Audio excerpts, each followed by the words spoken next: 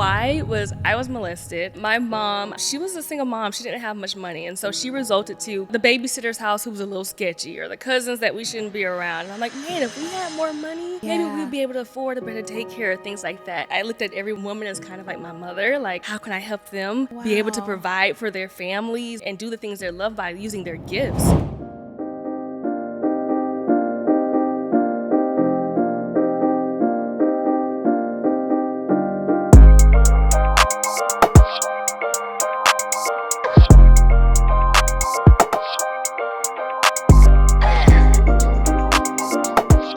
Welcome back to another episode of Women of Tomorrow. If this is your first time here, thank you so much for clicking this video. Women of Tomorrow is a platform dedicated to women positioning themselves for longevity. So if you enjoy what you see here, don't forget to like, comment, subscribe, and share this. Isis. Yes. Thank you so much for coming. Absolutely. Thank you coming all the way from Dallas. Yes, so from hot Texas. Hot Texas. Is it hotter in Texas It is now hot than in here? Absolutely. Okay. Absolutely. Texas lately has been about 110 degrees. Like all Fahrenheit, the time? each day. The heat index is like 120. The humidity? Some days. What about the humidity? Because I remember I used to go to Houston to visit my family. It's not as bad as Houston. Oh, No, okay, Houston's it's like not. by the water, by the Okay. coast of Texas. Yeah, it's not as bad. Okay. But it's humid. But it's crazy Yeah, hot. So yeah. this is nothing for you. I brought a sweater dress. Oh. You And thought I it was going wore to be. it. It's Oh, it 80 wasn't degrees. bad. And I was like, okay, I'm bringing out my sweater. Yeah, this is not bad. This is good. I want to get right into it because I'm really excited to Yeah. talk to you.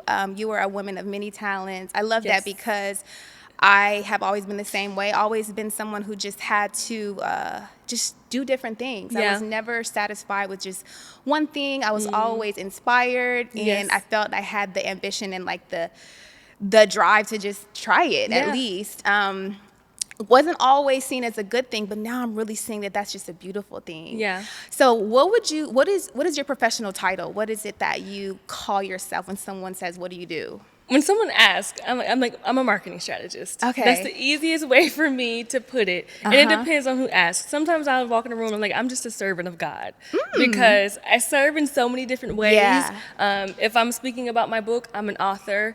If Yeah. I'm working with a company, I'm a consultant. Yeah. If I'm teaching a creative how to unleash their creativity, then I'm a creative marketing consultant. So whatever they need to process what I do, but I'm a servant. I do a lot of things, Yeah. and I love it that way. Yeah. So you say a marketing consultant. Yeah, What marketing is- consultant strategist. Marketing Yeah, strategist. yeah. What does that consist of typically for you and your clients? So it depends. I work with like small business owners, like Okay. 101, and usually they're like coaches. For Okay. that, I'm usually in the strategist arena, which means I'm going in, I'm looking at their business, and I'm strategizing and giving them a plan on how to promote their business in order to get sales or in order to get clients.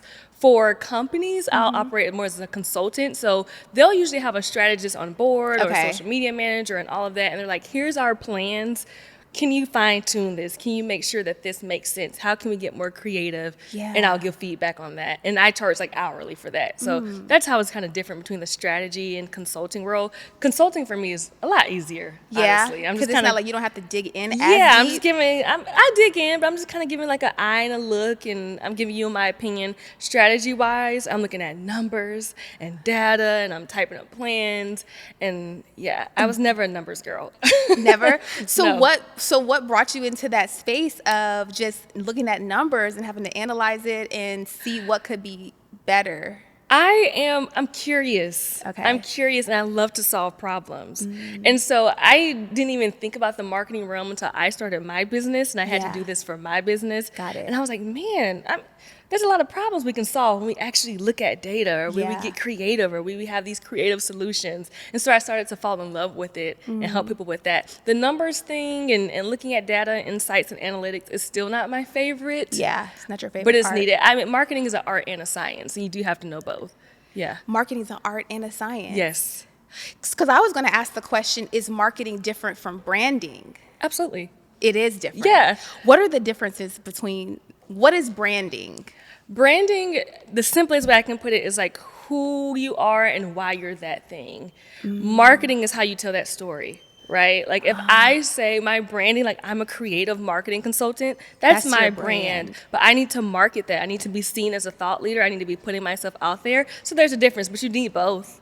You need Yeah. both. Yeah. Okay, so I think that has always been, now I'm glad I have partners because we all have different roles that we play. But when I was starting businesses on my own, it was always like I was missing a part. I did not know how to tell my story. Yeah. Yeah. And like it's like I can come up with the idea, I can bring it to life, but learning how to tell that story is the piece. That's most of my clients. Really, Most of no my one knows how clients to tell have the these story. big, beautiful stories that they can't see. They're like, I want to help people with this, or I started this business to serve in this way, and they don't know how to. I like to think about it like episodes. They don't know how to take a storyline and break it down into episodes to where it makes sense, and those episodes can be social media content, emails, interviews, podcasts, things like that. And so I Wow. help them figure out, okay, what's your overall story, and how can we break that down into episodes? But it's tough for people. It It's tough. is because Yeah. sometimes when you're like behind the scenes, it's like you can't. It goes into like, does it play into psychology a lot? Yeah. Okay. Yeah. So learning the personas of your customer and how you could reach them. Yeah. In their personal life. I think it's also for a lot of people don't know the importance of understanding why your audience makes certain decisions and Yes. who they are. Like it's so much psychology. Even, for example, we have these people who have like luxury brands, but you have to understand why your audience likes luxury in the first place and what they deem luxury, because that's two totally different things. It's a lot of psychology. It's a lot of really deeply understanding people and why they make their decisions in order to be able to serve them better. Yeah. Yeah. And so do you typically go in with like a 5-step template to help your clients to like figure out like their different customer personas? Like what does that look like? Because it feels like so much. And, it depends on the client. I do have like a step. It's like I have ADHD and I think in charts. So I'm Okay. thinking of like a chart in my head right now where I can ask them questions to get to know their audience. But I like to also lead their market research. A lot of people don't know like what questions to ask their audience or even how to poll their audience. I don't know if you've ever gotten a survey from a company and they're like, did you like Definitely. this? And a lot of people ask yes or no questions. I'm more on the end. I'm going to ask you a question like, why did you decide to buy from this company? What did you think before you worked with them and after you worked with them? If you didn't buy from them, if you didn't decide to work with this person, why? What was going on in your life at that time? Is there another decision that you decided to make? And when you get into Yeah. people's heads, you start to really understand them better. But I like to do things like that to help people understand their audience, is leading their market research and their Yeah. audience research. Yeah. Wow, that just made me think of something with Women of Tomorrow and like and building it started off as just like truly like a passion, like kind of like how you speak, like you want to help women, especially, Yeah. and we'll get on that. So for me, it was a space of like, we need to carve something out for women. Like the basis of this has been media, technology, music, and it's like, okay, where are the women? And then now it's turned into what I wanted it to turn into, Yeah. but and now it's a business. And so for me, when I'm bringing on guests, it's usually guests that I am interested in, Yeah. right? And that I'm inspired by. But I'm like, how much of, when you're helping your clients, how much of their opinion matters? Like when you're setting the tone, what do you think? How much, when do you stop saying, okay, I know you like this, sis, but we need to look at, like, when does that come in and how important is that? So I have only one rule for my clients, is that they have to be active in therapy or have had a therapist. Wow. Because, and I say that to say, there has to be a point there where they also can stop themselves and say, oh, I'm self-sabotaging, or I'm trying to take control of this. But I have the same rule for myself. I am constantly in therapy when I need it in those seasons. I currently am, but I'm also very in tune and spending time with God. And I'm not kidding you when I say there are times where I have worked with a client and I'm like, I'm actually, you're good. Like what you're feeling, I can't help you with that. Like I feel like you're actually supposed to do that, and the marketing strategy I have in my head is not for you because you're supposed to go beyond that. And there are times where I'm like, girl, I need to reel you back in. Yeah. So for me, it's more so, one, them having boundaries with themselves and their own mindsets and understanding what they need. Because I want to foster, I don't want clients who need me forever. I want to foster that person who can think for themselves, or who can even take my advice and say, I love that, and you have experience in that, and you have results that prove that what you think is right, but I have discernment to know that God is taking me somewhere else, or I'm supposed to be doing something different. Yeah. So it's kind of like a case by case Yeah. basis. It's like a feeling, and I'm also very particular on who I work with. Okay. So it's not like I'm usually just working with a stranger. I have talked to them multiple times before they Before you become actually- a client that I'm working with for months on end. So we have like that synergy.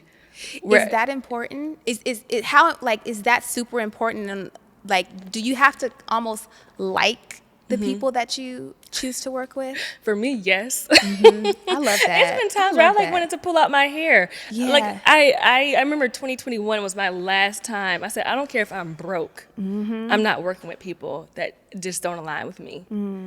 And it just started to flow. I started to connect with people that I love. And so it's now I had to go into another end of my business, like setting boundaries at that point. Because I'm like, okay, now we're kikiing. And we're having a good time. Now we're friends. So yeah, it's a balance. Okay. But it's very important to me. Yeah. Yeah. And you were saying that you just noticed that it just flowed once you took that step. Because I know that can be scary. Like, people always talk about it's just business, and business is not personal. And over the years, I'm like, I just disagree. Like, maybe, like, this is personal for me. Yeah. This is very personal, and I don't have to be besties, but I don't want to be stressed out by the energy. I don't want there to be disrespect. I don't want to be there to just be bad energy. It needs to be good, because we're building something together, and we need like a strong foundation. Yeah. And I'm that type of person too. It may depend on who you are. I'm the type of person, I don't compartmentalize. Like, I don't have my work here and then my clients and then my love life, and then, like, no, it all has to flow together with me, because I also don't want to get off work and then now I'm complaining to my husband about my client who got on my nerves. Like, everything has to bring me peace in my life. It's important. So how did you get to that point where you were able to see it from that lens of, like, because that's not a lot of people's route, you know? So I'm looking at you as just like a unique individual that can say, like, and set those boundaries and say, I want peace all around. Like, have you always kind of been that person, or did something happen and you learn, like, okay, no more? I think it was a bunch of trial and error, I will say that. But I am the type of person where my people mean so much to me. When I say my people, I mean like my parents, my siblings, my husband. And it was more so a wake-up call for me when I was like, I got off a call with a client who, this is again that 2021 stage, who I knew from the beginning I shouldn't have worked with, and they offered so much money, and I could help them. Like, I had the knowledge and I had the skill, and I was like, I can help her. I just know my personalities don't line. But every time I got off the phone with her, I was angry, I was annoyed, and I remember I got off the call, and my husband was so sweet. He had prepared like a dinner. It was like, are you ready to eat right now? And I was like, I don't want to eat right now. Like, I'm just so tired. And I snapped on him, but I was like, he doesn't deserve this. Yeah. And that was my wake-up call. It was like, the people around me deserve the best version of me. And so I can't, it wasn't like a one big time. It was multiple times. I'm like, you know what? I want to be the best version of me for everyone around me. Like a domino effect that kind of started to happen. So you wouldn't be the person that would just advise your client, like, get to the bag. Just get to the bag. It doesn't matter. Just get to the bag. Yeah. No. But I also have seen, again, I grew up in my adulthood years in Atlanta. Yeah. So I've been around the millionaires. A lot of my mentors are CEOs of huge companies, and they're doing great things, and some of them are not happy. Yeah. And so I've never wanted to get to the point where I have all this money and I'm miserable. So it's never mattered to me, but that's also the type of client that I attract is the type of person who also cares about helping people. They care about how they feel. They care about being their best selves. They just want to serve because Yeah. they're attracted to a coach who wants to serve too. Yeah. But yeah, I don't advise just getting the bag. Now the bag is important. The bag is The important. bag is a good 'Cause time. We're not going to go and say that, because I know a lot of time in religion, they say money is the root of all evil, and they try to act like if you want to be of God, then you need to suffer. And it's like, nah. We need funds. The pastors ain't broke. You're right. Okay, like that. That was also my wake up call. I was watching church one time. And I was like, the pastors are not broke. They're not. They out here at jets, and I don't think I need all of that. Right. It's a nice luxury. Some balance but to it. I do believe that God rewards you when you're Absolutely. using your gifts and when you're serving people. He doesn't want you out here being broke. He doesn't. Yeah. Absolutely doesn't want us to be broke. Yeah, because I struggle with that for a while. I'm like, I'm chasing it. But now I'm realizing that just kind of like what you did, like taking that leap and saying, okay, I'm going to be who I am in my spirit, and then see what shows up for me physically. Yeah. And I'm so glad I made that decision because way less stress, anxiety, and still achieving what I want to achieve. And I feel like I'm achieving it. I feel like it's better because each day I'm able to be present and happy and not just going through the hardships to get the outcome. It's like, no, today, just because I showed up, I'm successful. It was fun, Yeah. You get to a point too, and this is kind of a question for you. Have you gotten to that point where you feel like things just flow? I used to feel like that manifestation stuff was like kind of like crazy, and I'm like, oh no, this is real. It's very real, and the word I think words are so important, and people say manifestation, and I think so. There's manifestation, prayer, calling things forward, speaking things into existence. I think optimism is a really big thing that I felt before I knew of manifestation. Yeah. And people around me didn't get it. They thought that I was unrealistic. And because they're like, shit happens. And I'm like, I just couldn't describe it. I'm like, no, you kind of call things forward to you through how you're feeling about yourself. Whether you want to admit it or not, we got to dig in and say, how am I feeling about myself? Like, what do I believe about myself? And then how you're feeling about yourself, how you're feeling about others, and you kind of call those things to you. So, yeah, I think staying in that positive energy of like, I want this, I believe it can happen. You just start calling it. It's almost like an expectation that you've put out in the universe, and the universe is like, okay, here we come. I'm glad you said expectation. That's how I feel. It's like an expectation. I prayed over this, and I know that it's coming to me because anything that God speaks comes. It's true. The promise is made. It's that simple. And I'm like, okay, I don't have to worry anymore. Yeah, it really is that. It really is that simple. And I think we have to learn to push away the doubtful thoughts that can come. Like, because once you say, ooh, I want to do this, if we stayed in that energy, in that trajectory, like we would just get there. Yep. But there's all the little distractions and thoughts that come and have that opposing energy. So that's what I've been working on. Like every day when I get up, just like surrendering to any doubtful thoughts, any confusion. And that's helped me a lot. Yeah. It's What does helped that me. look like for you? Like surrendering? Surrendering really, for me, just looks like saying, I don't know. I know what my heart feels. I know what I want to do today, but I don't know I don't know. I don't have the answers. Like, it doesn't need to show up in any particular way. I'm just going to go with intention and kind of be led. Yeah. No, I'm the same way. Surrender was my word for 2023. Really? Yeah. It was because I felt like I was like praying and fasting, and surrender was my word last year too for 2022. And I realized I didn't really surrender the way that I assumed it would be. I got to the point where I would pray for plans and ideas, and they would come, and that was my surrender. Okay. And then I would just leave it there. Like, I would pray, and I'm like, God, please give me a great idea. And then he would. And I would just leave him there. Like, I would move on. I'm like, okay, let me make plans for this. Let me do this. I'm going to do this event. I'm going to do this workshop. I'm going to do all of this. And the entire way, I just left him at the door. Wow. And so this year, I was like, you know what? I'm going to be fully obedient. I'm not going to step without praying and feeling like, what is next for me? Yeah. And that's my form of surrender. Surrendering. And it's been really tough because at the top of, well, I was going to say the top of the year, it's been about a year now. It was August 2022 when I was praying and fasting again. Yeah. And the Lord said, stop working. And I was like, oh, okay. Did You really say that? Stop working, no more clients. And I thought that was going to be maybe like a 2-week thing because I was preparing. I was doing my pre-wedding moon. We decided to go on a trip before our wedding. Okay. So that was my pre. that. So I was like, okay, I'm preparing for marriage. I'll just probably stop and get back to work in October. And then that turned into November and then December and then January and February and March. But I learned so much about myself and how I wanted to operate my business during that time. And now I'm on this huge mission. I want to provide education for people, like marketing and business education for the low cost or a free cost if I can. Wow. Because I didn't have that. It was a struggle for me. But I wouldn't have gotten there without surrendering and without obedience and without listening. Because I was on a roll, honey. I was in my bag. You was in your bag.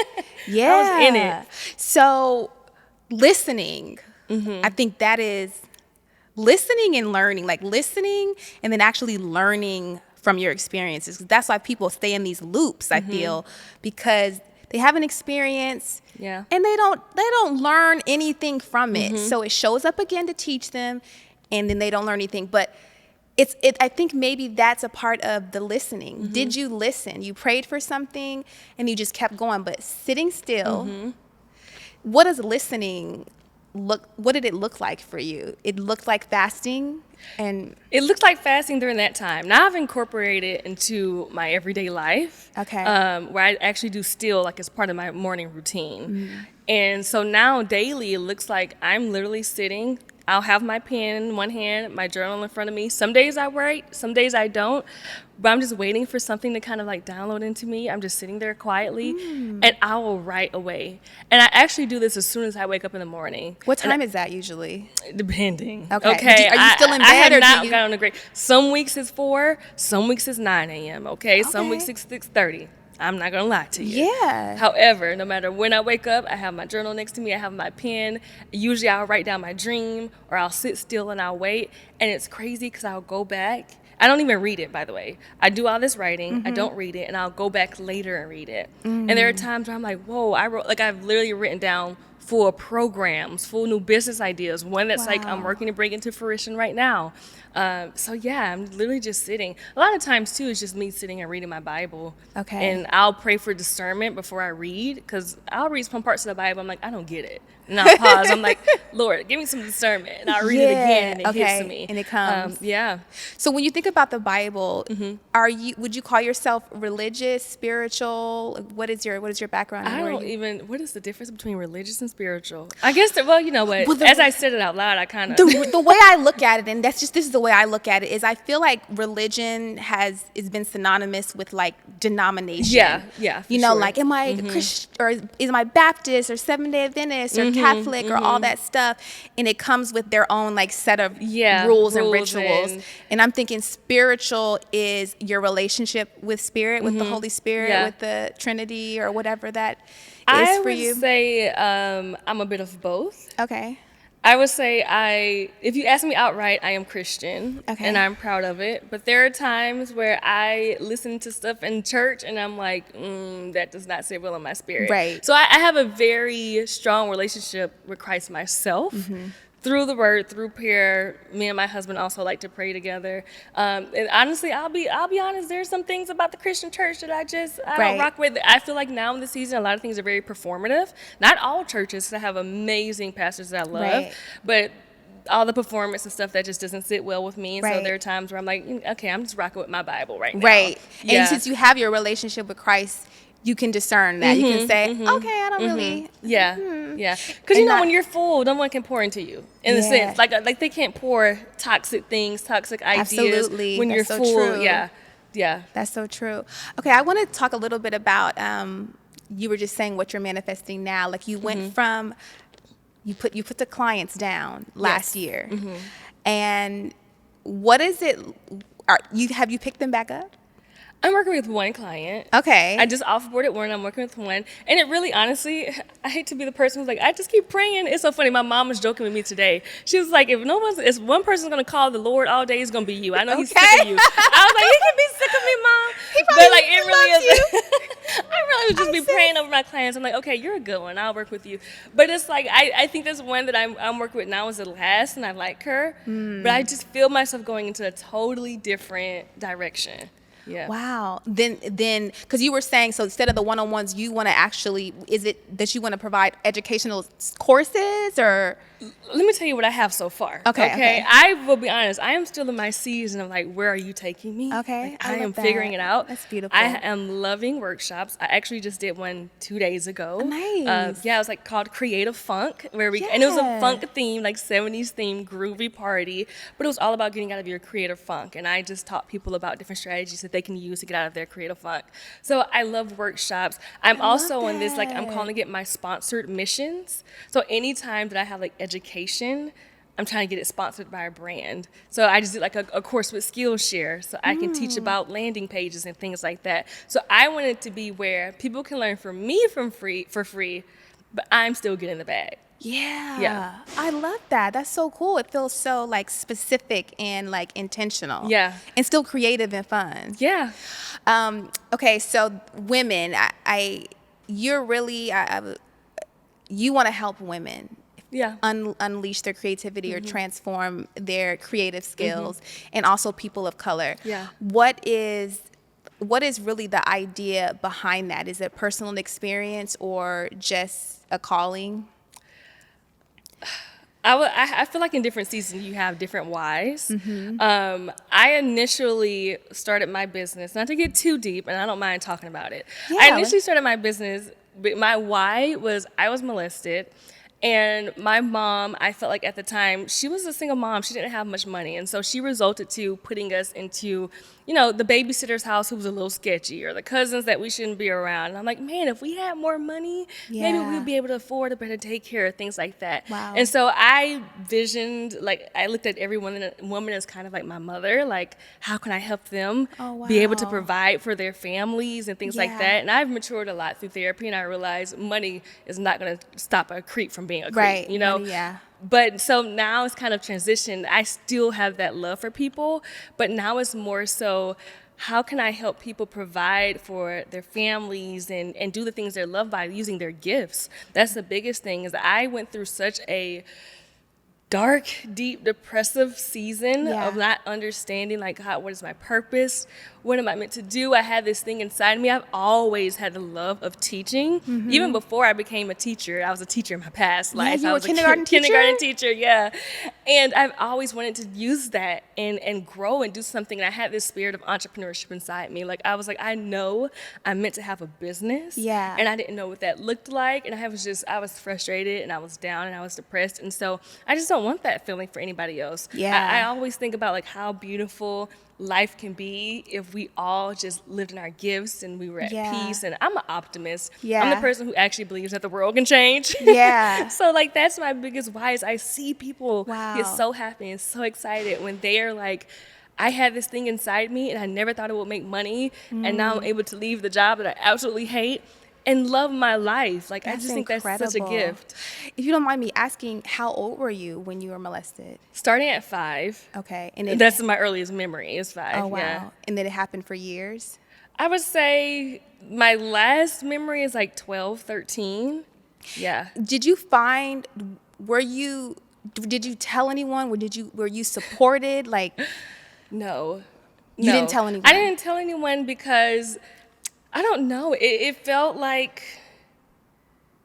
as sad as it sounds, I felt like I was exposed to it for so long that it didn't seem weird at the time. Like, I remember being around certain people when I was like 4 and 5 year old, and they were watching porn. Oh, wow. And so I was exposed to sex very early on. Yeah. And it was just kind of, I don't know. You became numb to it, or just kind of like... I can't even say numb. As sad as it sounds, it felt like a norm. It wasn't until adulthood, I was actually at like a sleepover with my line sisters, and we were all talking about something came up, and we're like, let's just trauma dump, and we were like just letting things out, and I was like, y'all, I think I was molested, Oh, and they were like, what do you wow. mean think?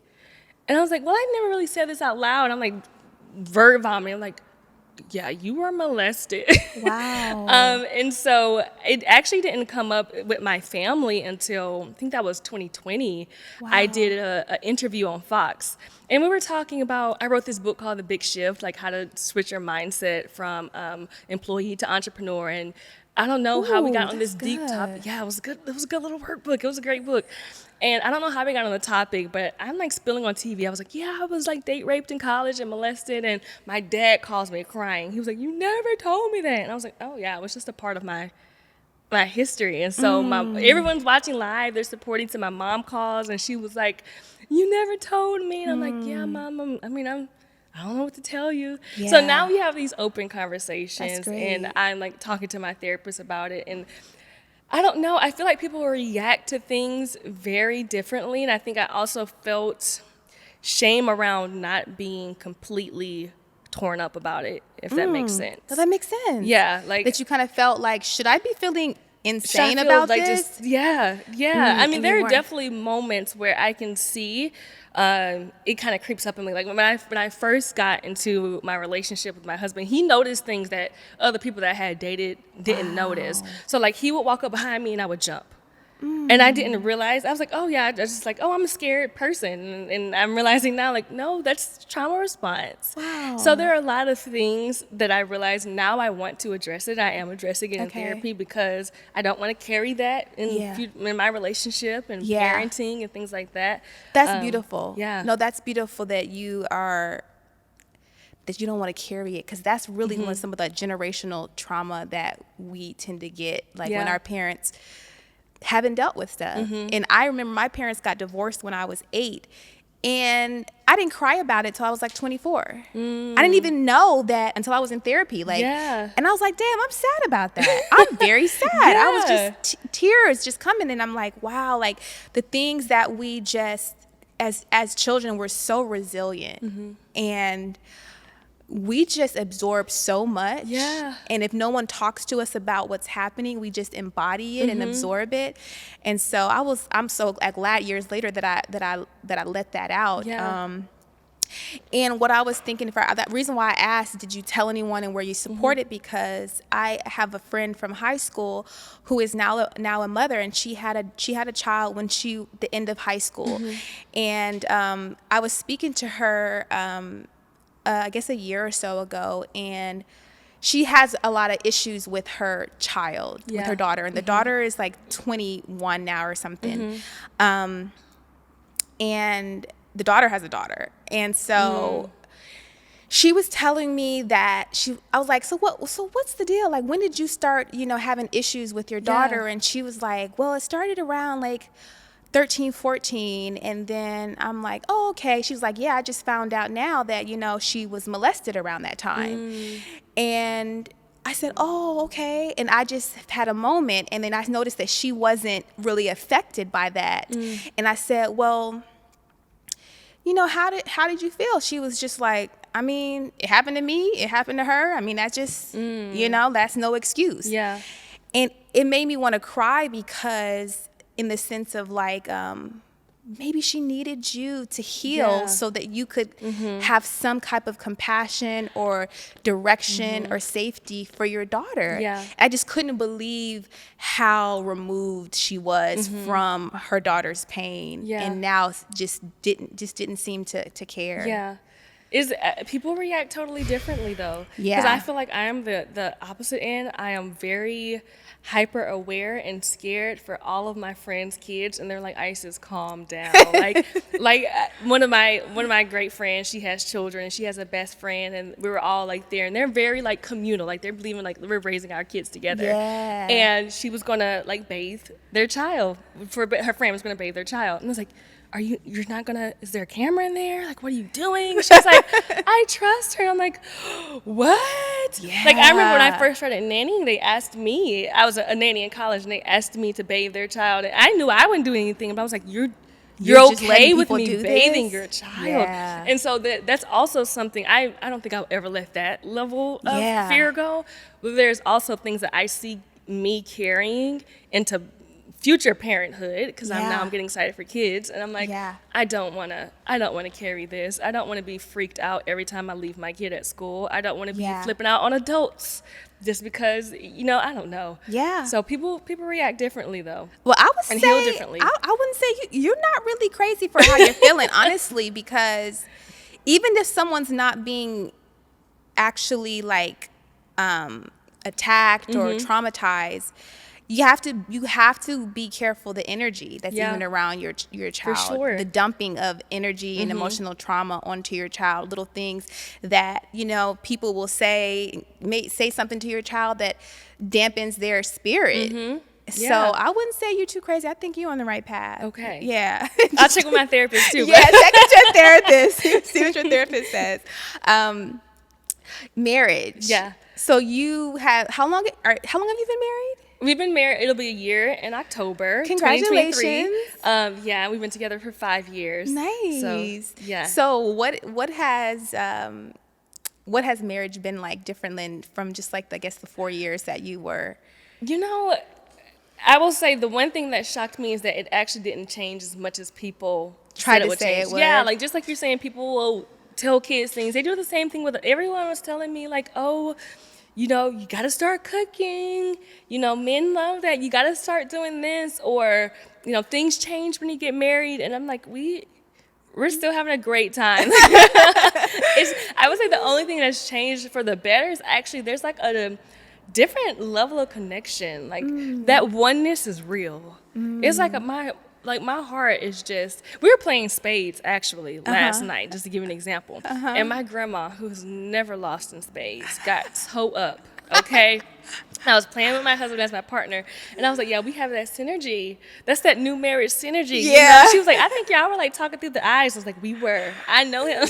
Yeah. So that's like the biggest thing is just that oneness, but also like the level of freedom that I get from just being supported fully and not having like any expectations. He thinks I walk on water, and I do the same for him. Yeah. But if I say like I need a year to Yeah. not do anything and just focus on this idea, he's like, I got you. I'll give you a year. Like, Oh, I love I love that. that. Yeah. I absolutely. That's like stuff that people like dream about, to have that kind of support. But I will say that it's not luck. You have called that to you. You are that person for him, I'm sure. And you guys were meant to have that together. Yeah. That's Yeah. exciting. Do you guys work together in any capacity, or? I feel like we do, but we don't. First of all, Okay. we actually share an office. Oh. Which again, people were like, don't do that. It's a little crazy. And I'm like, I just want to look at him all day. And so he's literally directly across from me. But it's funny, I feel like we work together in a different way. Like he works in finance. He's a financial analyst. I'll actually help him like simplify his ideas, get kind of creative with how he presents things at work. He's the person for me who can take my big ideas and make it realistic, because I would have so many ideas. I don't know if it's just the ADHD and that's probably a little bit of both. The ADHD, just my personality. Yeah. But I have these huge ideas, and he's the person who's usually behind it, where I'm like, I'm actually bringing it into something. Like me having this creative funk workshop. Yeah. That was like, oh my God, I'm going to have this huge conference. He was like, babe, what can you do right now? How can we financially plan for this? I Are love people that. paying for this? I was like, I think I want to do it for free. He was like, okay, so let's set a budget for it. So we work together in that way. I love that. And now we're in the space where like, okay, we want to either buy or build certain businesses. So I have one kind of cooking up, but I'm like the brain, and he's like, I guess he's the other brain. He's the other brain. I'm the right, he's the left. Exactly. You have like the vision, Yeah, I creativity, have the and vision, and he's like, makes let's it do it. logical and puts it on paper. Yeah. That's cool. So Yeah. so basically your marriage, your relationship with your husband has really been a support system. It hasn't Yeah. like taken away from you as a person and what you want to do. No, I will say when we first got married, I was fearful of that. I think it was also a lot of change. Again, August 2022 was around the time where God was like, stop working. Yeah. And I had now realized I had a lot of my worth tied into my work. Ooh. Like I felt like if I wasn't helping people, then who am I? If I'm not known as the person who's doing all these things and having these creative ideas, then who am I? So for me to stop working and also change my last name and become like one with somebody at the same time, it was actually a lot. That shocked me more than anything. Really? And how did you get through that? Did you tell him, hey babe? Absolutely. You told him, did you say, I'm kind of feeling like I'm scared to lose myself? Or what was... No, I didn't say it. I'll tell you exactly what I said, and I'm trying to remember why I said it. I was actually I told him this first. I was like, I feel like my oneness is not there with myself. Like, I feel like I'm just losing myself a little bit. And it was just like a slight conversation. He was like, okay, well, you just tell me what you need. And I was like, I don't know what I need. And so he was like, well, we'll figure it out. And that next week we had to go visit his mother, my mother now. And I'm sitting there talking to them. Don't know how we got on the topic, but I was like, I feel like God wants me to speak and I don't know what to say. And I'm like boohoo crying with them. And so they're sitting, it's so funny. I'm looking back now. I'm sitting here boohoo crying. She's on the right of me. He's on the left. We're like in a group hug. They all his mom start praying over me. We're like, we're going to figure this out. And then his mom is sitting here. I was like, I went through the same thing when I got married. Aww. And she's like, you know what? If you need, do your thing. If you need your independent season, if you need to take a week and go away, because I do that. I love taking solo trips. Ooh. She's like, just do it. And so we're sitting here game planning on how I'm going to get my oneness back. And yeah. I love that. Yeah. Because I'm just hearing all this stuff that, like, I'm just like, you're a woman after my own heart. Because, like, for me, like, I have a room in my house that is, like, my hotel room. It's like, I'll leave the bedroom and go to another room and I'll spend the night there because I'm like, this is my... I'll be like, babe, I'm going to the hotel. And he knows where I am like because I need my space, you know? And so to hear you say what you need and then to express it to him and then y'all come together and come up with a plan. That's beautiful. Yeah, but I need that hotel. You got to do that. I got to do that. You got to set up a little room where it's just like, babe, I'm at the hotel tonight. I'm at the hotel. Call me. I like that. Yeah, right? Because I think if you're saying that I just got called I don't know if you've heard of this term. I haven't done enough research, but it just happened on last Wednesday. I got called a manifesting generator. I'm a manifesting generator. You're a manifesting generator? Yes. I got called that. And I looked it up and I was like, what is that? So did you already look into it? No, I wasn't looking into it. I can't remember. Gosh, I think it was one of my clients. And I was just talking about, like, how I don't chase things. I was like, I don't chase things. I feel like either I'm favored or something because God just keeps bringing me great stuff. And when I get to it, I know what to do with it. And I was jokingly telling my friend, because she was like, Isis, you're a genius. And I was like, a genius is just someone who knows what to do with their blessings. And she was like, that's a genius quote. And I was like, wow. A genius. Say it again. A genius is just someone who knows what to do with their blessings. And so like that is encompassing of all of who I am. And someone was like, yeah, you're a manifesting generator. And I was like, what? I don't know all about that stuff. And I took this little quiz. I can't remember where I took it. And sure enough, I'm a manifesting generator. Wow. So we're going to find the definition of that and put it across here so y'all can know because I still haven't done my research on it yet. But from what I've been told, excuse me, we attract so much to us. We need variety. Yeah. We need to create. And I think with all of that, we need our alone time to refuel and to restore ourselves. Yeah. And so that's so interesting. So we both need our hotel room. We need a hotel room. In are you an introvert or no? Would you say you are? Not sure. No, you're saying yes. I'm an introvert. Okay. With one-on-one, I can be kind of cool, but I'm never, like, if I'm in a room, I'm not talking to anyone. Yeah. Someone's got to talk to me. See, the strange thing is, I'm an introvert and no one believes me. And people try to categorize me. They meet me and I'm like, no, you're an ambivert. And I'm like, no, I'm a social introvert. There is a difference. I look at it as the way that you refuel and that you feel yourself. That's why I asked that, because it doesn't matter how often I go, how much I love being around people, I need to be alone to refuel. I can pour into people all day and I absolutely love it, and then I'm exhausted. Yes. There's never a time where I'm around people and I get energized, okay? Never. Even though I love it. Yeah. Yeah, I'm an introvert for sure. the only way that I can enjoy being around people is if we're creating something Yes. together. And it's not that I don't enjoy being around people, but I am not energized by being around people unless we're all building something. Yeah, I'm not the same. I'm like, either we're creating something or I'm teaching, because I love that. But like socially, no. I don't want to just be in a social group with people just chit-chatting. That's not fun for me. That's actually like a nightmare. I've had nightmares about it, actually. Can you imagine just sitting around a table talking to like 7 people? About what? I mean, girl, coming here today, girl, I was over here. I said a little prayer before we got here because I was like, I haven't met Isis. It's beautiful, but I don't know, like, I just never know how I'm going to be when I get in situations and I'm like, Kayla, just don't, just flow. Yeah. And so this is magical, us communicating right now, because it feels so easy. And I prayed about it, and damn. It feels good. Yeah, that feels really good. Mental health. And you are, you're an advocate for mental health? Yeah. Well, like I mean, advocate sounds strong. Right. Okay, yeah. Like you're not like leading press conferences about it. I'm not leading press conferences about mental health.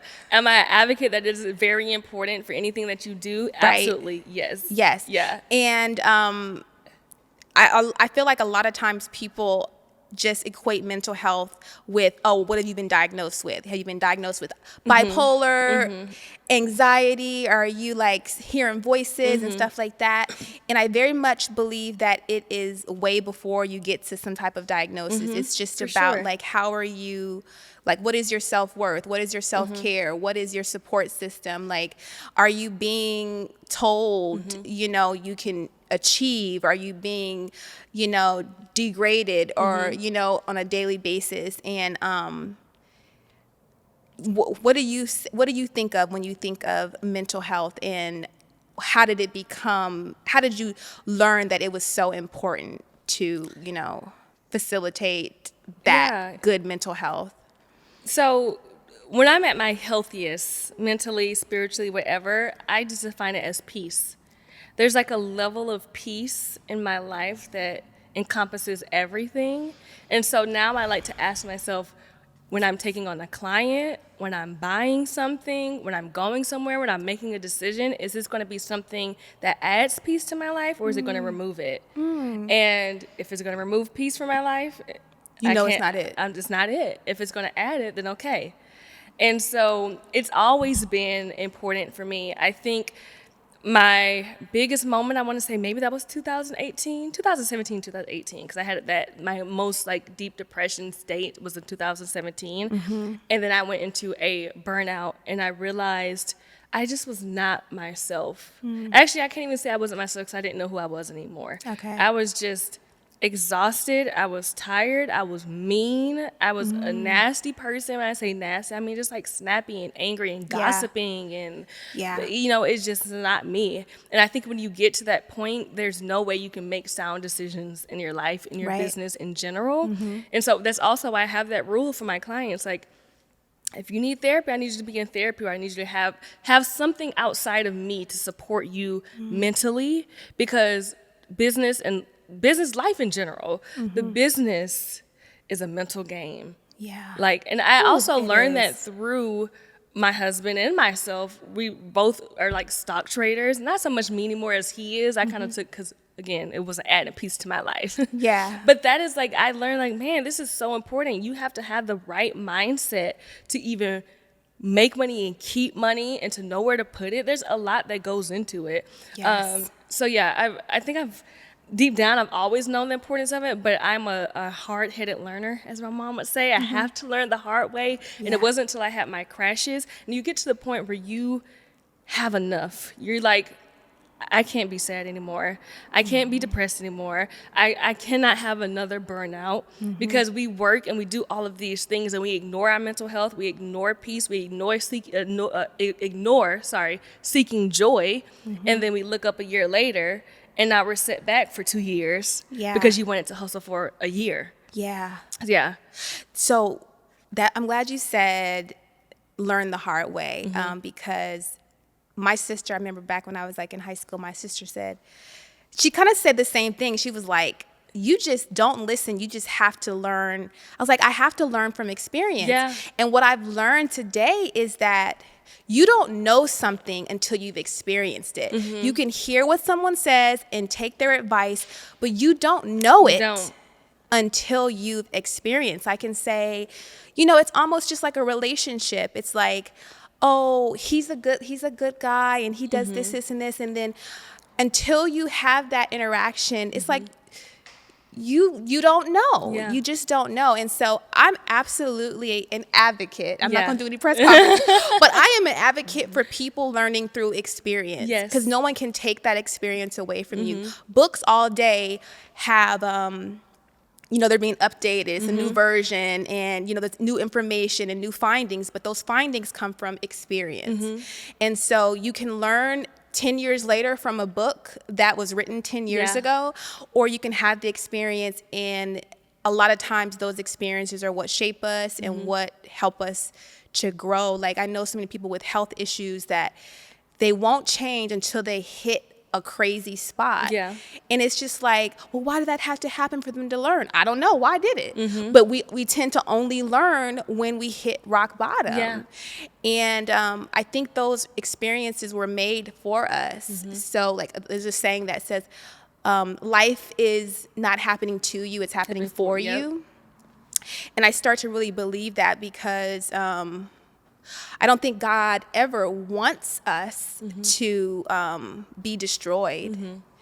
I think that he wants to teach us how to love ourselves and love others. And we have to go through things in order to wake up and be like, okay, let me change some stuff. Yeah. And that reminds me of the book. Have you ever read the book, The End of Me? No. By Kyle Adamant? No. It's basically a book where the actual cover, I love it. It's like the end of me, and then it's like a slash, and where me ends, Jesus begins. And I love it because it basically taught me all about when I finally just relinquished. We were talking about surrendering. When I finally just surrender, and I'm at the end of me, is when God can really work. And sometimes we have to have that crash moment for us to come to the end of ourselves. Yeah. But then he always picks up the pieces and puts us back together, and now we're more knowledgeable and wise. And always more.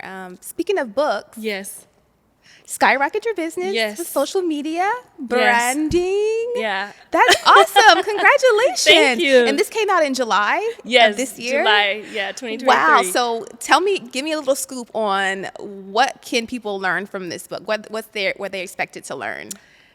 This book it says skyrocket your business, social media branding, but I think the one thing that people don't expect when they get in the book is how much of heart work and mindset work you're going to also do. I talk a lot about values, about understanding yourself, about understanding why you're making the decisions that you're even making before you get into them. I tell my own, I love tea. Girl, I love telling the tea. I love knowing the tea. I'm not a messy person. I love like business and marketing tea. But I tell my own tea, like, this is my history with money and how I got here. I talk a little bit about my molestation, all the things that shaped my ideas into growing my business. And so it helps you understand that and how to build your brand based on who you are, your history, your values, and then transform that into a story and showing up on social media. That may be the biggest shocker for people, because a lot of people were like, I got into this book ready for a quick little social media rundown, and girl, you wrecked my heart. So but I love that because it's so true. Like, for someone like myself, it's like I was telling you earlier, like, not knowing how to tell my story. And maybe that's because I didn't realize that I needed to tap more into myself in order to tell my story. I had to be more vulnerable in order to really tell my story. Like, it's not about just the aesthetic. It's not just about the idea, but it's like, because we all know that we are drawn to things that relate to us before anything. It's about an experience. I can go into a restaurant. The food might not be the best, but if I like the vibe, if I like how the waitress was, if everyone, it's like, I'm going to go back there for some okay food.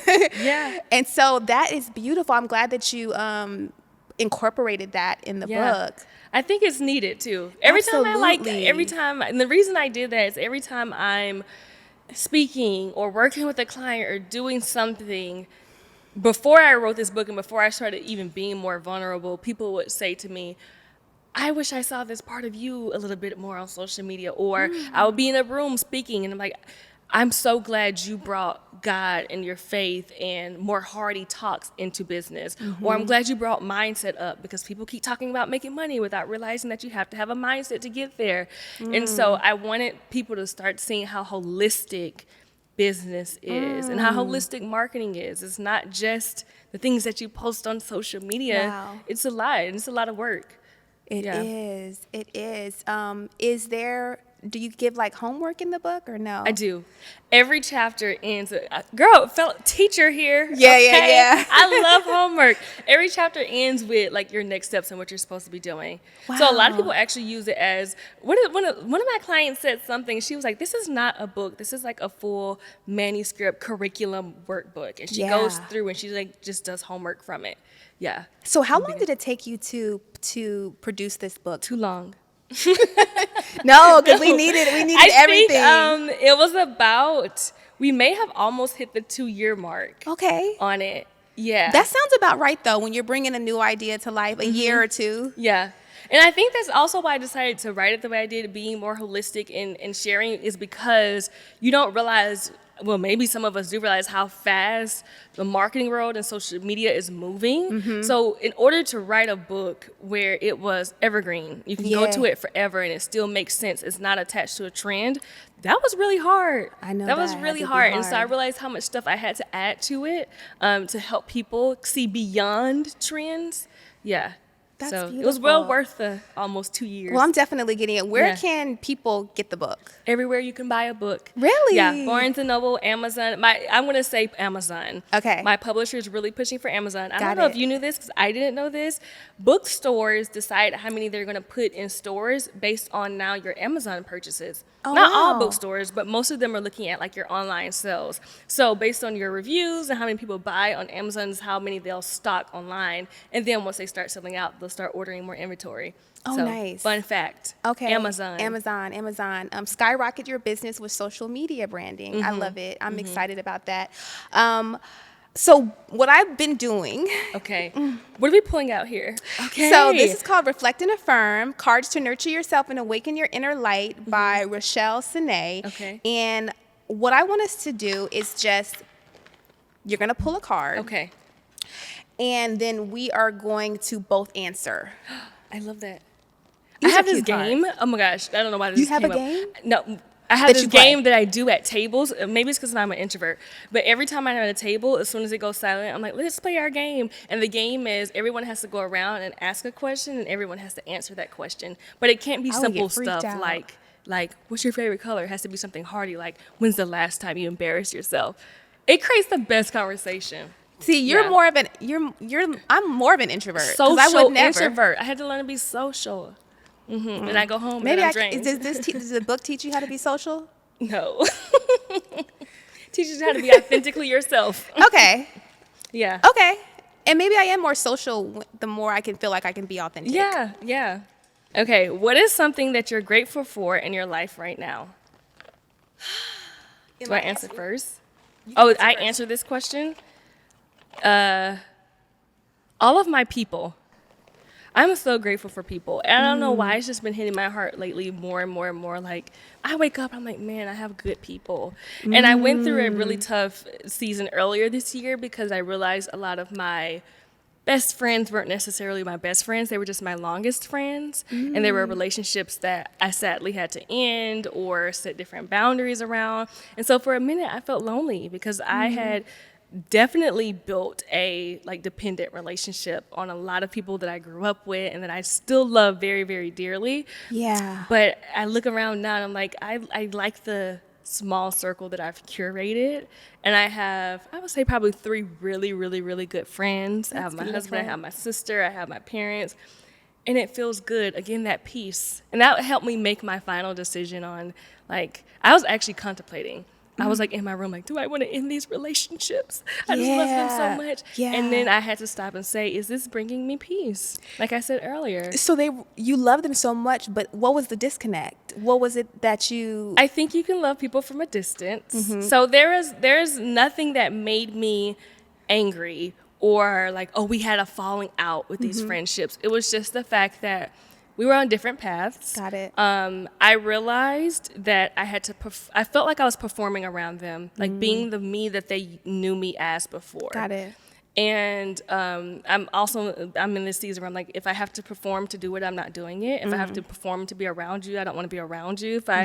And so I had to let that go to be, I feel like this next season of who God is calling me to be.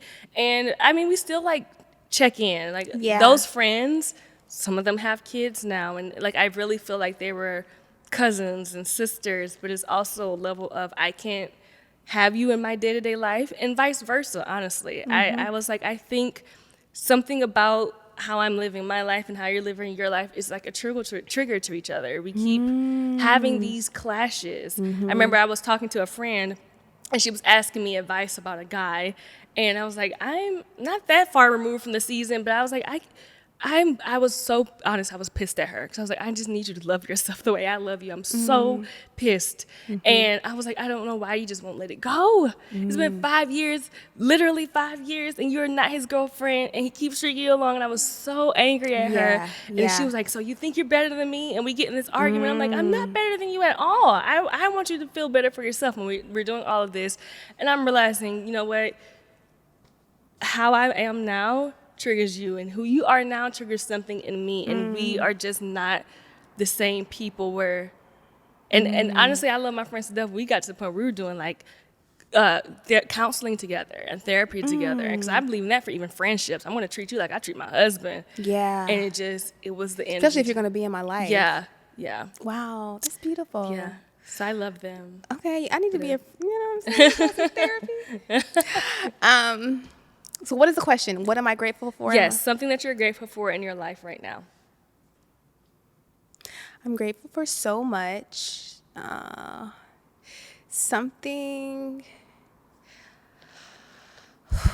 So I am grateful for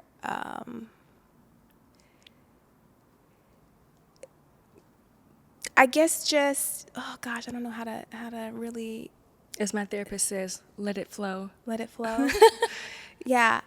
I'm grateful for my family, my friends, my team. Extremely beyond grateful for the people that are around me. And I think that I'm most grateful that in this moment, in this particular season, which could change tomorrow, but I'm most grateful for the self-love that I've given myself, to not give up on myself in different areas of my life, so that I could actually see myself through to the next phase. It's taken a lot of work for me to give up some poor habits so that I could actually dig deeper into my growth. And I'm just glad that I believed in myself enough beyond all the negative things that I validated in the past. So I'm grateful for that, and I know that comes from a power higher than me. But that's what I'm specifically grateful for right now. That's good stuff. No, I'm serious, because I'm listening to you. I'm like, man, that's me too. Like, even I get so proud of myself now for building new habits, because it's very, very hard for me to have broken old ones. And even like you were saying, I can't remember exactly what you said, things that you validated before, or negative things that you validated before. I was actually talking to one of my mentors the other day, and I don't know why the question popped in my head to ask her, like, what's something that you thought or believed in business before that you found out now isn't true? And she was like, all the negative things. She's like, the only rule in life is that there are no rules. I love and that. we started like talking through that, but I just realized, man, there are so many negative thoughts and things that I validated about myself, or about the things that I could do or could be, that just weren't true. They're just not true. They're just recycled negativity that's just around.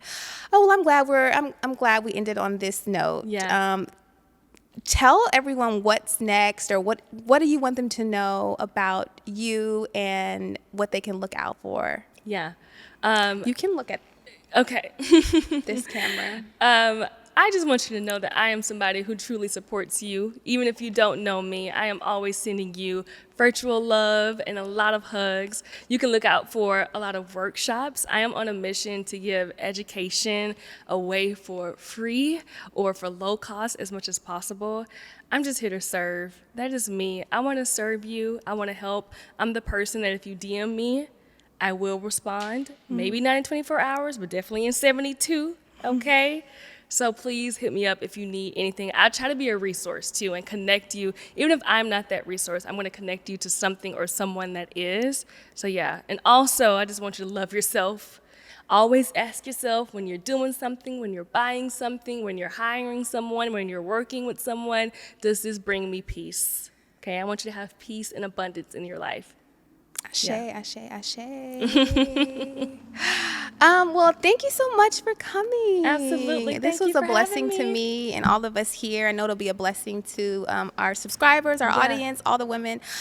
So until next time, guys. Bye.